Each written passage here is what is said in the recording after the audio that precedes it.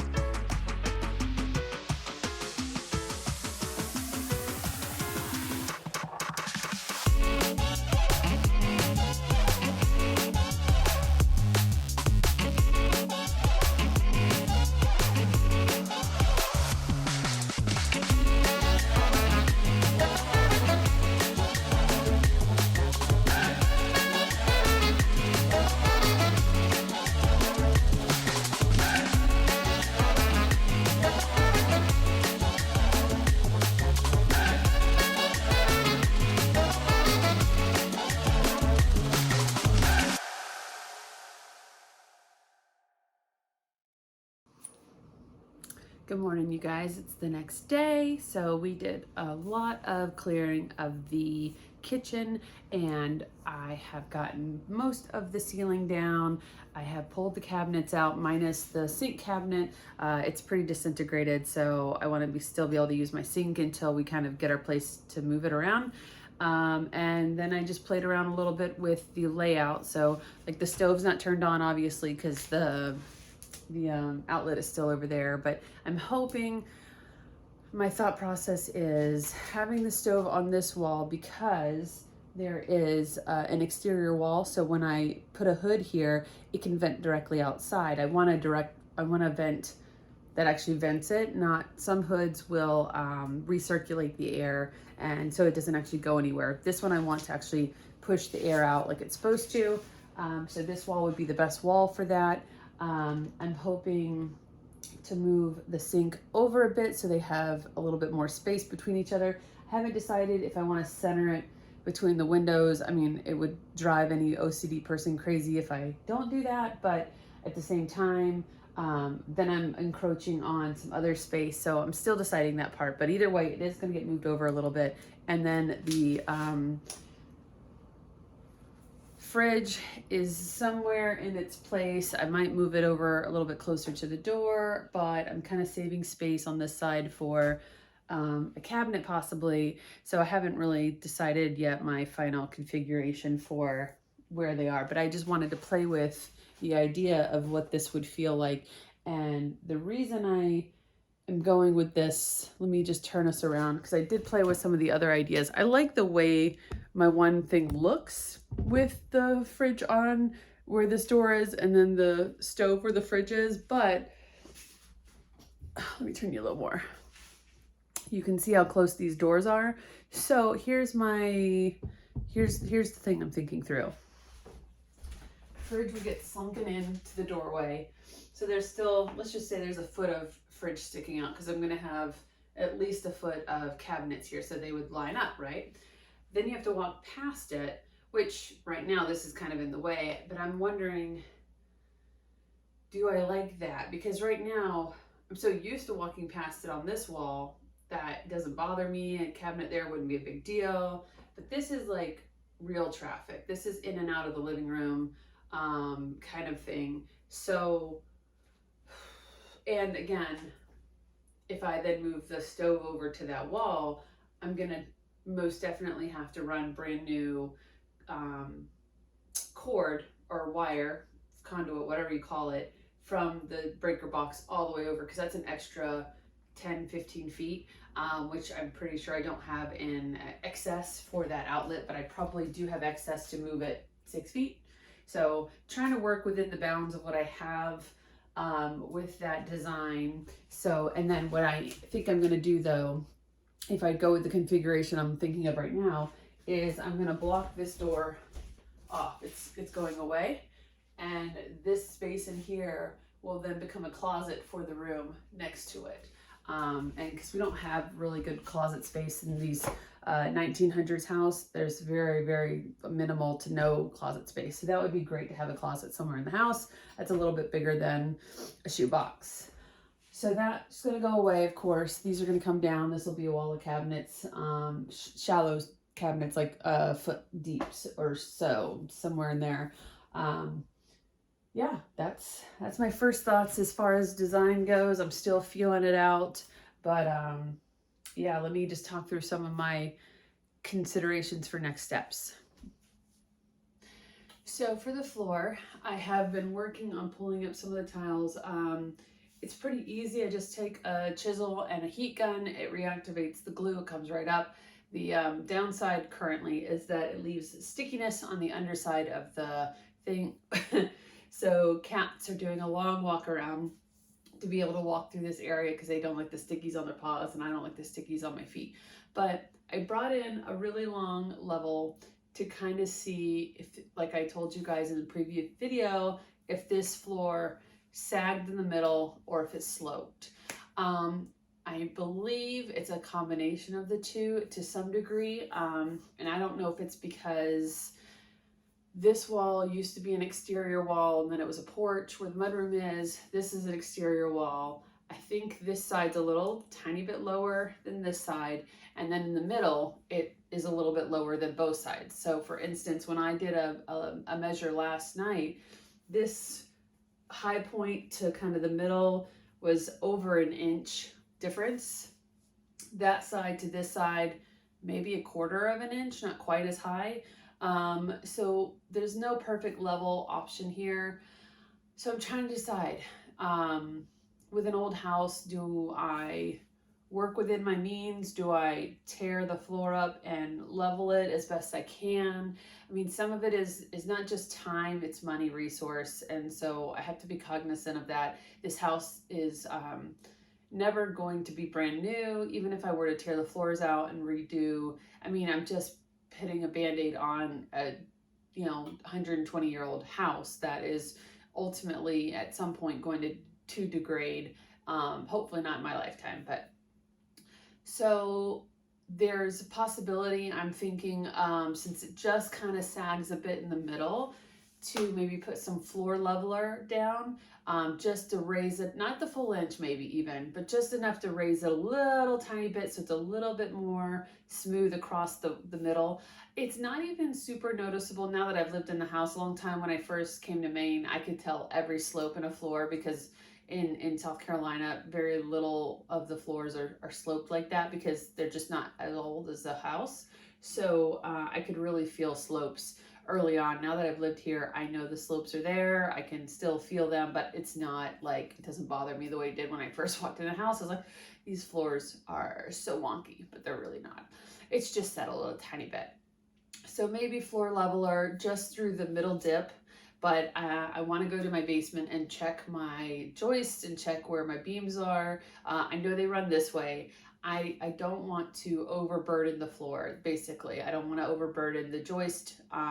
So I got to just double check that, see if that's possible, because obviously floor leveler is kind of basically concrete laid on top of a floor. And so we definitely don't want to add a ton of weight to the wrong place and cause any failures in my floor. So I just got to double check that as well. So those are some things I'm mulling over in my mind. Yeah. Because I feel like the floor in some ways should be first because it's the foundation, but at the same time, when you're like renovating, usually floor is last because if you're doing stuff above it, you don't want to ruin your floor. So I think at least prepping it and getting it to a more maybe even level-ish playing field might be the start, and then I would tile it near the end, to be determined on that part. But let me show you the ceiling. Okay guys, for the ceiling, you can see I've got most of the drop out. There's easily about 8 inches above the drop. So that's great. There's some information. I knew I had quite a bit of ceiling there. I love the high ceiling. I think it makes the rooms all feel more grand, especially in an apartment that is less than 800 square feet. It definitely, I think, visually helps feel like it's a bigger spot than it really is. When everything is low, you feel a little bit crouched in.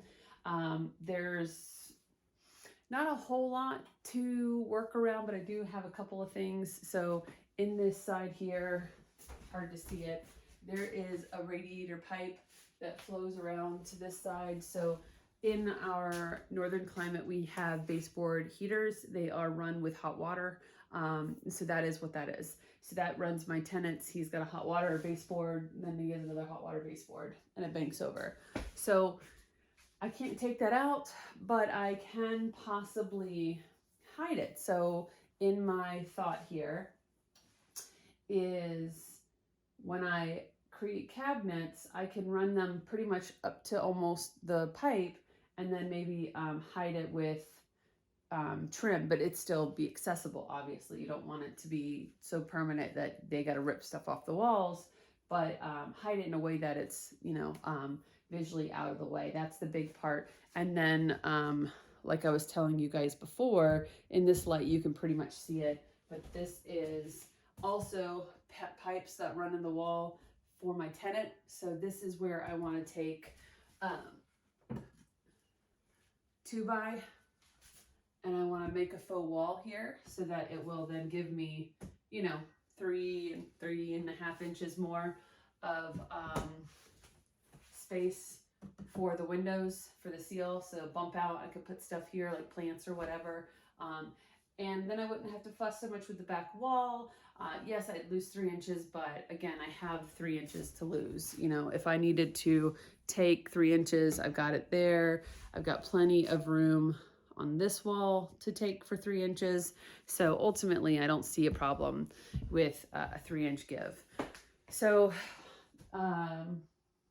the ceiling, I want to, in my head, I really want not just faux beams and stuff. I know that's really popular, but I want it to be kind of faux beams with beadboard. I want it to have, it's an old country kind of house. I kind of want that little countryish kind of feel. Like it's kind of that blend between like modern things that I enjoy, but then a little bit of rustic.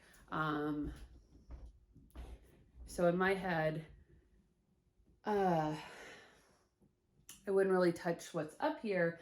I would create drops that come down just a little bit. And so my thought is probably like a 2x4 or something that I can, or maybe even maybe a 4x4, something that kind of comes down enough, gives me a little bit of gap in space, because as you can see, I have cord that they just run over the drop for the lighting. So I need to still have area for that to go.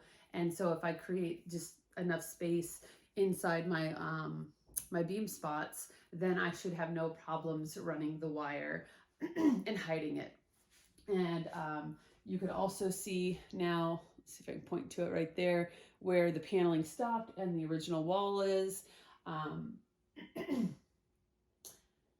My first thought, what I might do to conceal that is actually just put a trim piece right over top of where it basically goes, and so it'll kind of have like that tie-in to crown.